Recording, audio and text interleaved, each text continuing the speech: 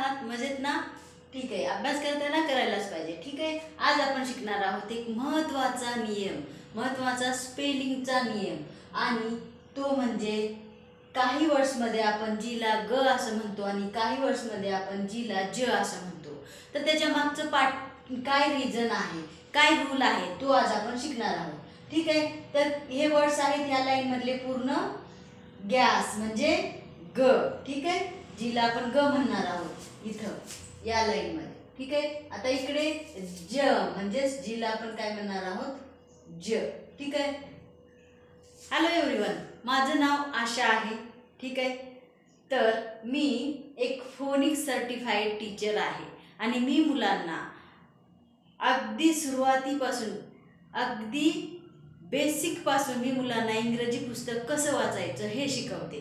त्याच्यासाठी एक special course असतो, तो म्हणजे फोनिक्स कोर्स.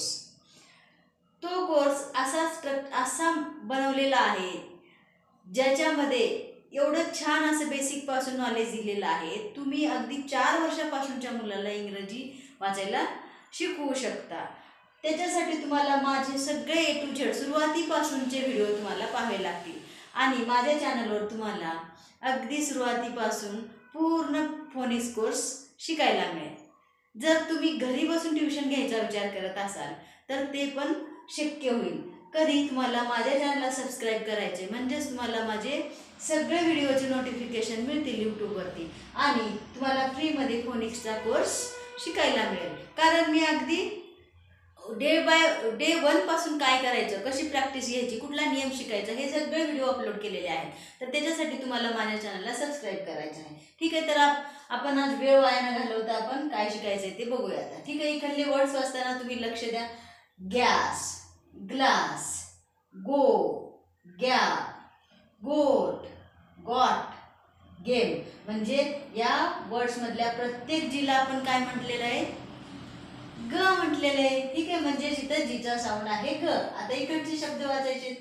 जम, gym, orange, gentle, range, cage आणि जेंडर.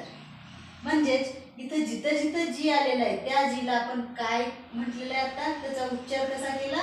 जी असा केला. ठीक आहे. तर हे का, याच्या मागचं रिझन काय आहे ते आपण शिकूया. ठीक आहे. तर Wien G is followed by E, I and Y.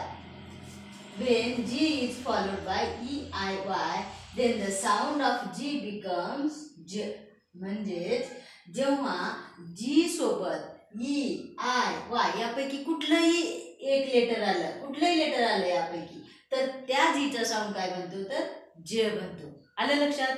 जेव्हा जेव्हा जी सोबत ई येईल, आय येईल किंवा वाय येईल त्यावेळेस त्या जीचा साऊंड ज असा बनेल. जसं की जम, जीम, ऑरेंज. ठीक आहे. आता इथे जी सोबत वाय आलेले, इथे जी सोबत ई आलेले. ठीक आहे. इथे जी सोबत ई आलेले. ठीक आहे. तर अशा पद्धतीने आपण जी सोबत जेव्हा केव्हा ई, आय, वाय येईल तेव्हा त्या जीला ज असं वाचायचं आहे. ठीक आहे. आणि जेव्हा जी सोबत यापैकी कुठलंही लेटर येत नाही, याला सोडून बरं का, ई, आय, वाय ला सोडून बाकी कुठलंही लेटर येऊ द्या, A to Z, पण ई, आय, वाय ला सोडून, then the sound of G becomes ग. ठीक आहे. आता हा नियम काय झाला? जेव्हा जी सोबत ई, आय, वाय यापैकी कुठलंही लेटर येईल त्यावेळेस तुम्हाला त्या जीला ज म्हणायचे आणि त्याच्या व्यतिरिक्त कुठलंही लेटर आलं जी सोबत A to Z तर त्या जीला तुम्हाला ग असं म्हणायचं. ठीक आहे. आता इथं जिराफ जर घेतलं तर जी राफ. ठीक आहे. आता मुलांना जिराफ असं लिहायला सांगितलं तर ते 100% जे असं लिहितील आणि स्पेलिंगची सुरुवात करतील. जे म्हणजे जिराफ म्हटलेले, पण नाही, त्या जी सोबत काय आलेलं आहे? आय आलेलं आहे, म्हणून त्या जीचा साऊंड ज आहे. ठीक आहे. असा हा नियम आहे आणि अशाच पद्धतीचे शब्द